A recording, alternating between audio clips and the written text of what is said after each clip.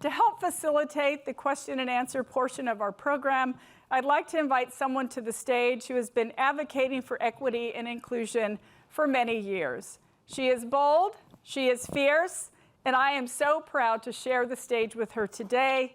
Please welcome Charlotte Clymer, writer, transgender activist, military veteran, and somebody I admire a whole bunch.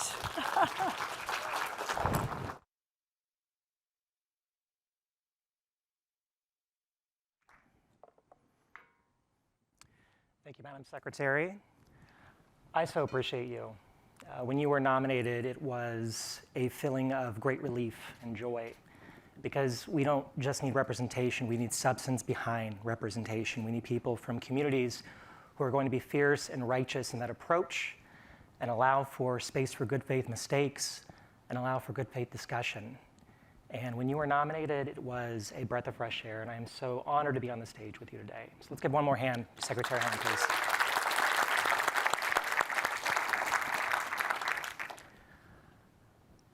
I love Texas. I love it. I love this state so much. This is where my family has lived for generations. It's where I grew up. It's where I graduated high school. It's where I enlisted in the military just a few miles down the road.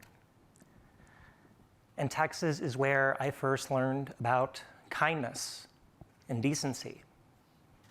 I don't know where my family would be right now were it not for the kindness of strangers and the strength of community in Texas. I don't know. I really don't. Last spring, I was walking on Capitol Hill in DC, down Pennsylvania, and there was this anti-LGBTQ protester, which is not uncommon, on the street corner there, ranting and raving. As I passed by him, he says some really unkind things, some very not so nice things. And I kept walking because I just didn't have time for it. And some of these folks you should just ignore and not give them attention. But I get, I don't know, a minute or so down the street, and all of a sudden this car pulls up next to me. And I'm startled, of course. And the window rolls down, and this gentleman pops his head out of the door, and he says, "Don't listen to him. Do not listen to him. You are lovingly made in the image of God. Do not listen to him." And I didn't know what to say, so I said thanks, and I was about to ask his name, and he rolled his window up and took down the road. It was random, and it made me incredibly homesick. Because even though it happened in DC, it reminded me so much of Texas. It reminded me of that mindset of community, of reaching out to people, even those with whom you disagree, even those with whom you don't share the same worldview.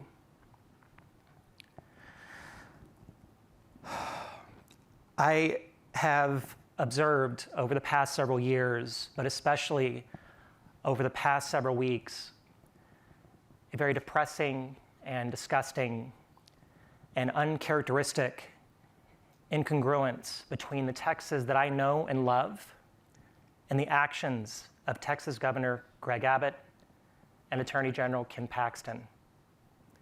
I don't think they know any trans people. I think y'all would agree, wouldn't you? Yep. And I sure as hell bet I know more Republicans than they know trans people. I sure as hell bet that I know more conservatives and am friends with more conservatives and folks who may not align with this perfectly than they know trans people. Because I've done the work to reach out to people with whom I disagree, even when it's uncomfortable, even when it hurts, even when I have days when I just want to give up, I still do that outreach. Because I'm from Texas, and that's what we do.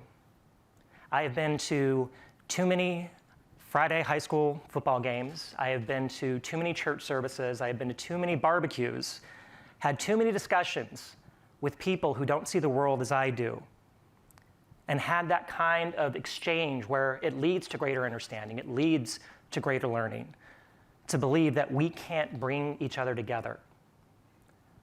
I don't think that Greg Abbott believes in Texans. I don't. I think he has no faith in the people of this state. Why else would he circumvent the legislature and unilaterally attempt to ban kids, trans kids, from receiving gender-affirming health care, Healthcare that has been endorsed by the American Medical Association, the American Psychological Association, the American Academy of Pediatrics, and on and on and on. Every single medical authority has come out and said that not only is gender-affirming care necessary, but it is life-saving. Life-saving. So why is this man going around the representatives of the people and attempting to rip away kids from parents for no reason other than his own fear and bigotry? If you can answer that question for me, then you're way smarter than I am. Because I don't know. I really don't. I would like to believe it is not an effort to, I would say, gain an advantage in the midterms. But I don't know. Because every expert on this has made it absolutely clear that kids need access to gender-affirming care. Trans kids, non-binary kids, and their families have to make these decisions with medical practitioners. That's the way it's supposed to work. That's what the medical experts say. Last month, a study was released by the Journal of the American Medical Association. And this study said that gender-affirming care leads to a 73% decrease in suicidal ideation among trans and non-binary kids. 73%. If this were any other medical treatment, its greatest leaders in that field would be on the cover of Time magazine. They would be celebrated. They would be feted for saving children, for preventing children from harming themselves, preventing families from going through that kind of pain. 73% decrease. And this man wants to take that away for no other reason than his own selfishness and cynicism. So here's what I have to say to the folks of Texas, this state that I love. I know that some of you are afraid of making mistakes. I know that some of you are afraid of saying the wrong thing. I know that a lot of you are just new to this thing and you're not sure where this comes from. I can tell you this, I too am afraid of making mistakes. I too am afraid of saying the wrong thing sometimes. And then I do make mistakes because mistakes are inevitable. That's what it means to be a human being, is to make mistakes and learn from them. But we have to do that learning. I want you all to open your hearts. I want y'all to look at these kids and ask yourselves, is it more important to prop up this dangerous and cynical man in the governor's mansion? Or is it more important to stand behind kids and their families who are wondering if they should waste a fortune in moving outside the state because they no longer see safety for their own children? We have to do everything we can to prevent that. Everything. I'm taking up a lot of space right now, and so I'll end with this. A couple days ago, I was listening to Beto O'Rourke as he talked to the Texas Tribune. And he said something along the lines of the fact that we have a failed power grid in the state, and we have COVID, and we have all these other problems that Texans face. Real honest-to-God problems. My grandmother had to stay in a hotel for a month, a cheap motel, because she couldn't afford anything else, while her home, her very cheap home in South Austin, was repaired from a failed grid system. Beto O'Rourke wants us to believe in each other, and I think we should believe in each other. I think that we're capable of that. So folks, please believe in each other. Please protect trans children. Please make your voices loud and clear to this governor that Texans are going to bet on each other. We're going to bring each other together, and we're going to build community and learn with each other and evolve with each other, because that's what we do. That is what we do best. Thank you so much, and it's an honor to be here. And I cannot wait to have this Q&A. Thank you. Thank you. That was wonderful. Very wonderful. Oh, wow. Gotta put my glasses on.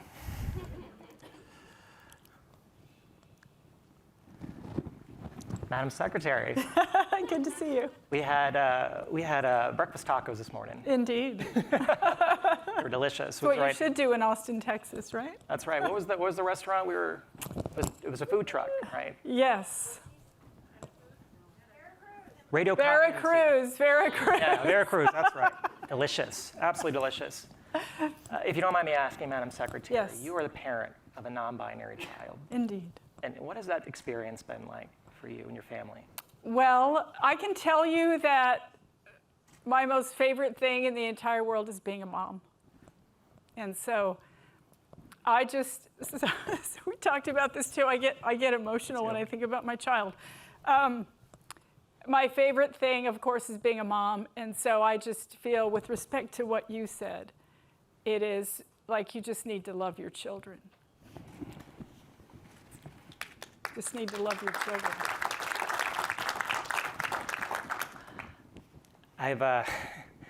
I've cried so much over the last 3 weeks. I keep thinking of that 12-year-old trans girl in the closet somewhere in Central Texas, because there was a lot of them, believe it or not. 130,000 estimated trans non-binary children, both out and in the closet in the state of Texas, and their families. And I keep thinking about that young trans girl who wants to come out, who wants to talk to her parents, wants to get that health care she needs, but she's afraid that if she does, the governor is going to take her away from her parents. What has that been like to witness? Well, of course, that's fear. That is very fearful. Like, those fears are real, right? And I mean, I definitely. I mean, look, I can talk about how my child actually did or didn't come out to me. Of course, we have a great relationship. When my child came out to me, they didn't really come out to me. I found out from someone else that my child, she was identifying as gay at the time. When I asked her about it at the time, Soma said, why should I have to tell you I'm gay? Do kids sit their parents down and tell them they're heterosexual? And I was like, no. I get your point's taken, okay? But I guess what I hope is that any parent of any non-binary, trans, gay individual, child, will just love their children enough to understand and try to get them the help they need regardless. I think the love has to outweigh the fear. The love has to outweigh the fear. Oh, that's gorgeous. You know, I think that a lot of folks think that trans people happened overnight because we've had increased visibility in recent years. But trans people have been found in every country, every culture, every religion, every ethnicity, every region, all over the world for thousands of years, going back to antiquity. In recorded human history, trans people can be found everywhere. You've talked a little bit about the history of trans folks in Native communities. Would you like to tell folks a little bit about that? Yeah, of course. Well, I mean, I think in a lot of Native communities, trans people, you know, LGBTQ plus people have been lifted up by their indigenous communities. You know, the term two-spirit, it is, those are people who have a special place in those communities. Thinking of one individual in the Zuni Pueblo who I read about, Wiwa. I think the anthropologists, you know, I won't even say that term. That person was lifted up because they had special gifts. They loved the children. Everyone trusted that person with their children. They weave beautiful belts and made shoes and all of these things that were of value to the community. And I think the bottom line in communities like mine, Pueblo communities, it's all of us working together to that end. And whatever somebody would like to contribute, those gifts to the community just further us. And you know, back then, survival was tough, right? Everyone had to do their part to make sure that everyone survived. And it would have been terrible to, you know, to disavow anyone of any gifts that they wanted to offer to the community. I'm trying very hard not to cry, and you're making it very hard, Madam Secretary. I'm going to take some questions from the audience. Let me see. You've mentioned that Indian country is in a new era. Do you have confidence that this era will outlive your leadership? Well, of course, my hope is absolutely yes, and I feel that some of the decisions that we're making will continue for generations to come. I'll give one example. The bipartisan infrastructure laws making it possible for us to connect Indian country with broadband internet.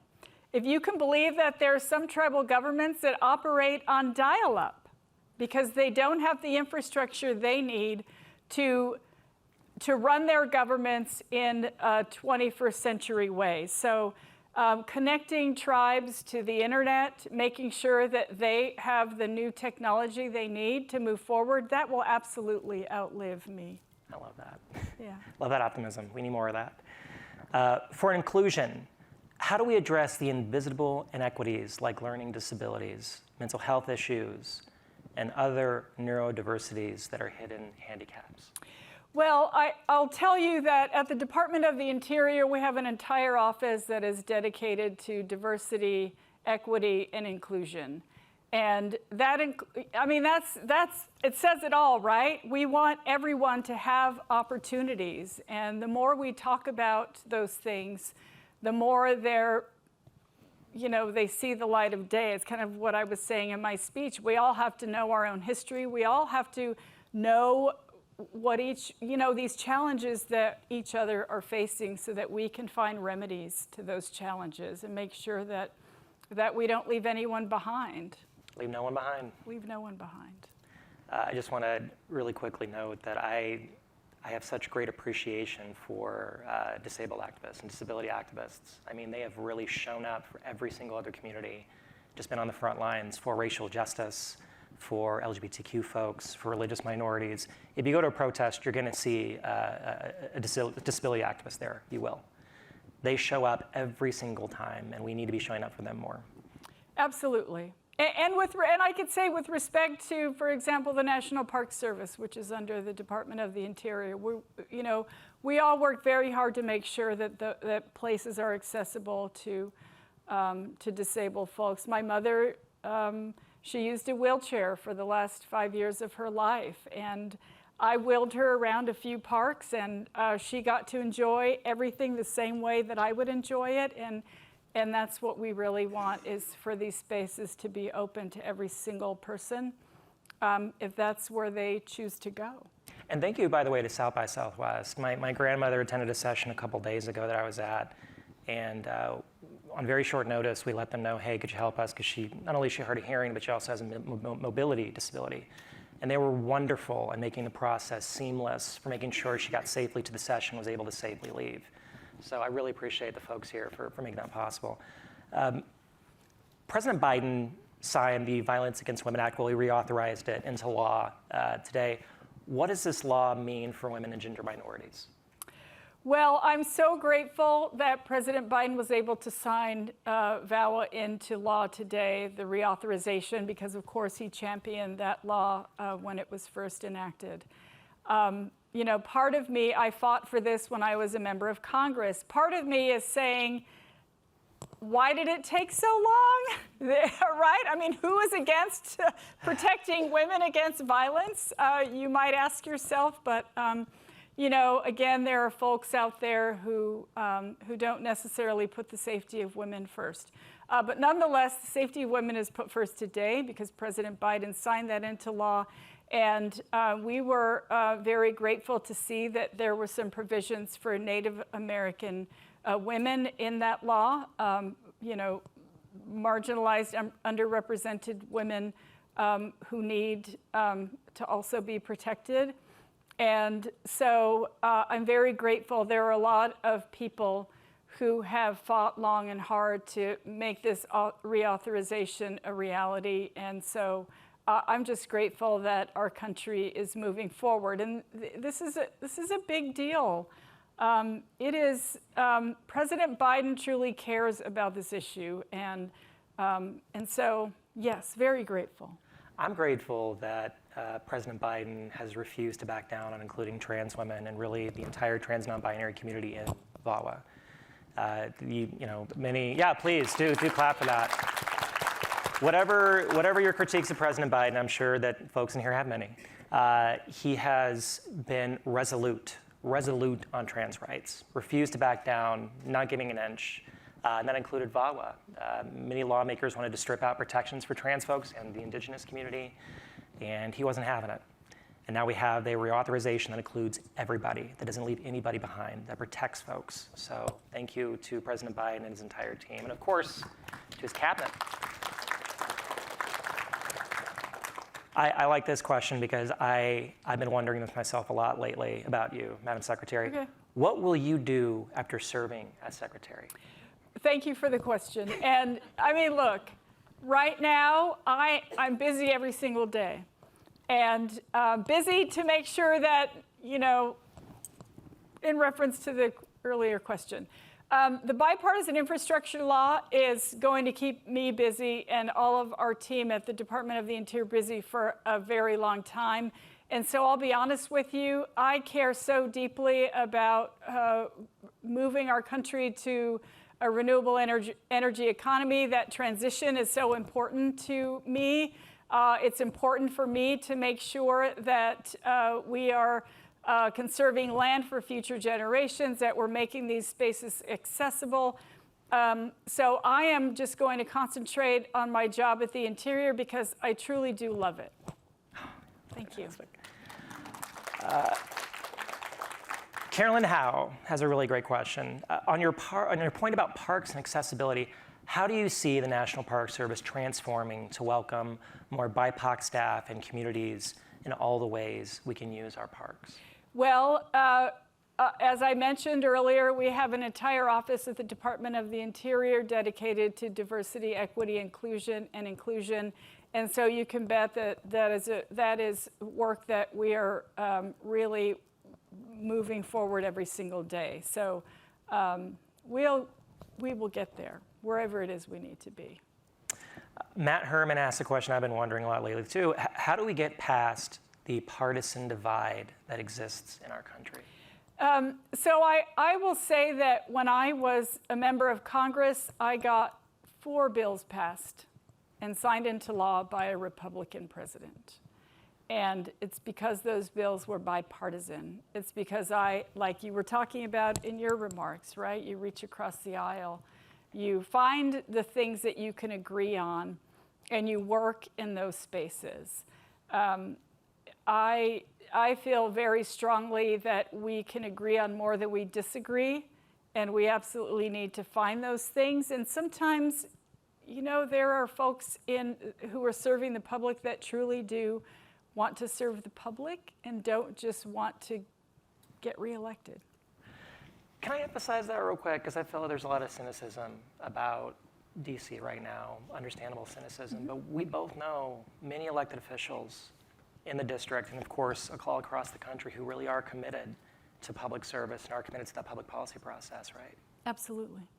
It's not just a rare thing. I mean, there are a lot of folks who do the good work and who come ready to represent the people. And I wish people had more faith in Congress. And I know that's a controversial thing to say lately. I get it. But there really are people fighting the good fight. Barry McGuff, Barry, I hope I pronounced your last name right. I'm sorry if I didn't. Barry asks, during your cabinet confirmation process, do you feel you were able to be candid with opposing senators? And how much do you think your perspective was heard? So I appreciate the question. And of course, the confirmation process is a little grueling, right? It's a little scary to sit there and sort of you're by yourself and there's a whole panel of people asking you questions. Yes, some are friendly, some are not so friendly. I think the point about a confirmation, I mean, that's part of it, right? See, how do you hold up under pressure? Are you going to crack, or are you just going to be consistent and move forward with your ideas and how you feel you can make the department work or make the department better or serve the American people? So I felt that I answered all the questions the way I felt, the way I truly felt, and it looks like they agreed with me as a whole. So here I am. Thank God, thank God. Here's a great question. I really like this one. How do we expand the outdoors for people who can't afford admission to national parks? Well, I have good news for everyone here that National Wildlife Refuges are free. Woo. Right. So anyone could go to a National Wildlife Refuge, and some of the National Wildlife Refuges, urban national wildlife refuges are close to urban centers. They're close for kids to be able to take field trips to those places. You can see birds migrating.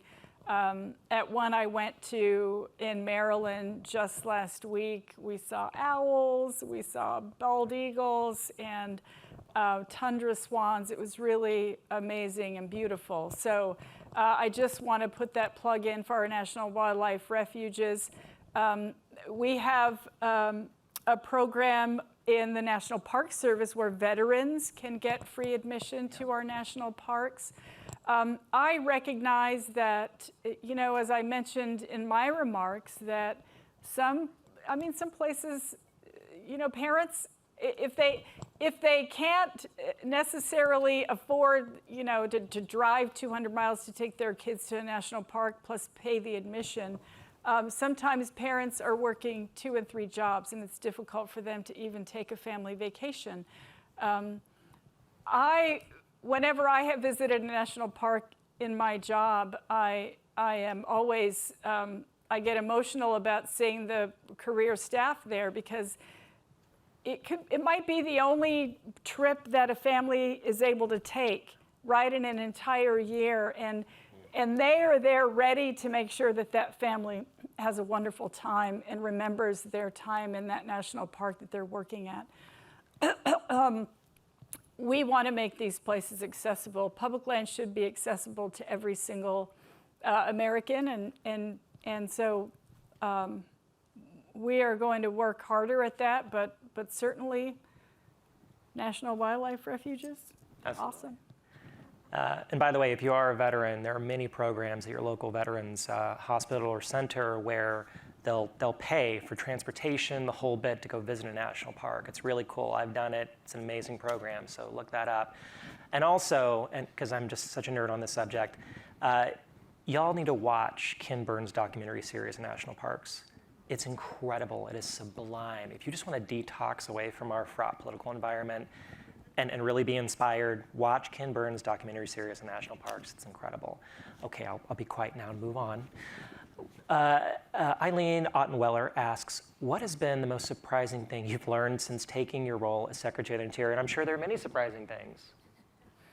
Well, let's see, I won't say this as surprising, but as I'm always in awe of the career staff who serve at the Department of the Interior. We have, 60,000 or so employees.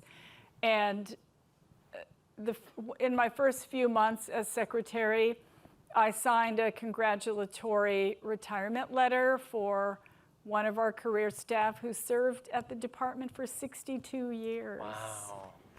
And so clap people, for that. yes, wow. Clap for that person.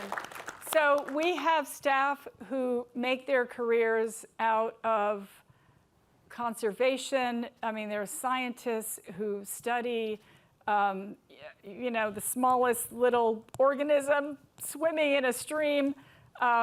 We have people who lead, groups of volunteers.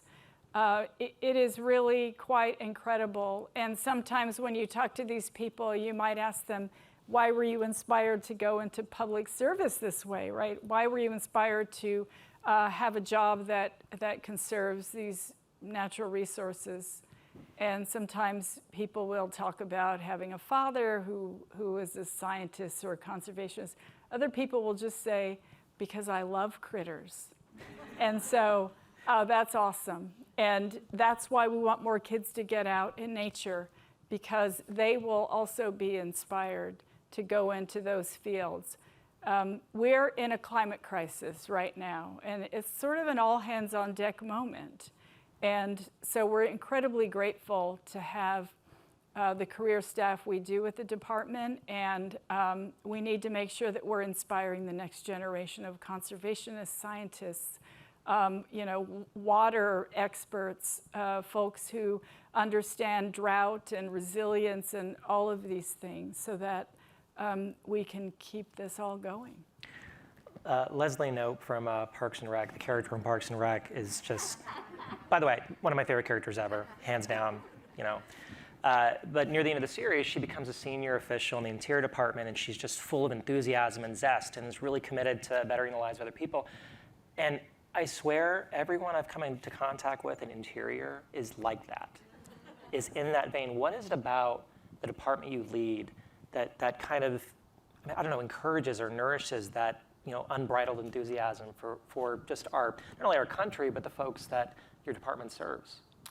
It's joyous. I mean, some people are like, this is my office, right? They're out in the middle of these great big redwoods every day. People go into service for various reasons. And like so many people are different, but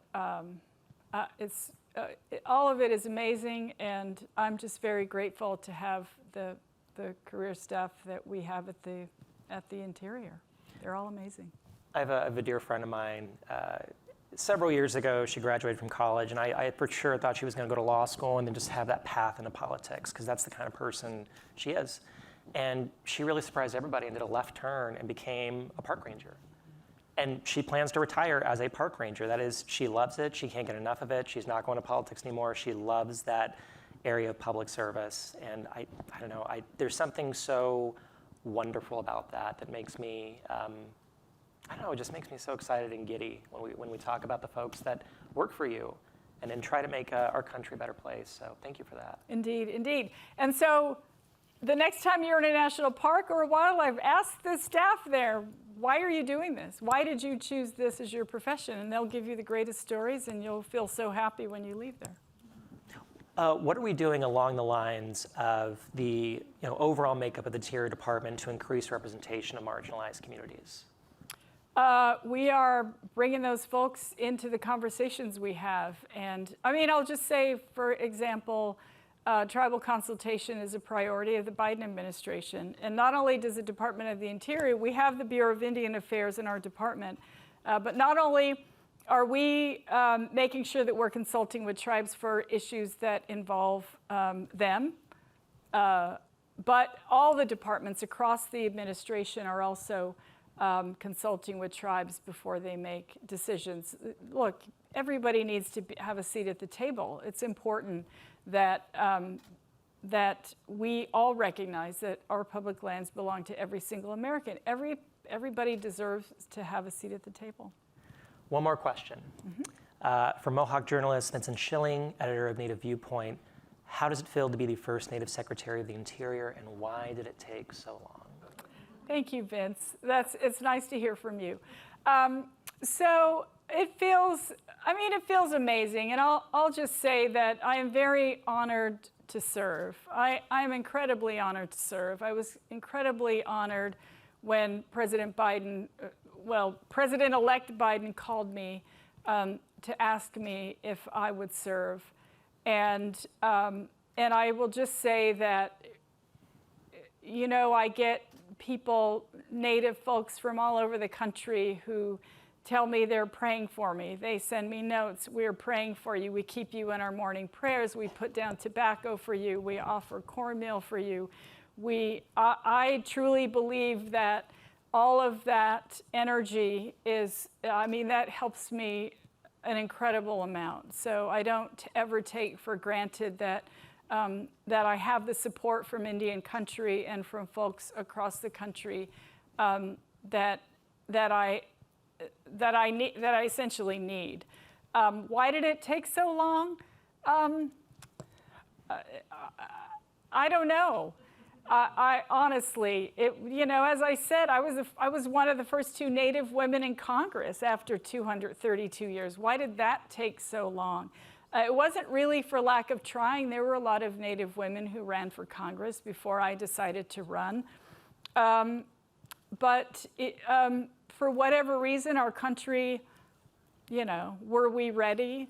Maybe we weren't ready. My slogan when I ran for Congress was, "Congress has never heard a voice like mine," and so now it has, and now the cabinet secretary has heard a voice like mine, I guess. So, I guess the point, it isn't, why did it take so long? Now it's, I'm the first, but I hope that I'm not the last. And we're all the better for it. Madam Secretary, thank you so much. Thank you. Thank you. Thank you. Thank you. Thank you. Thank you, everyone.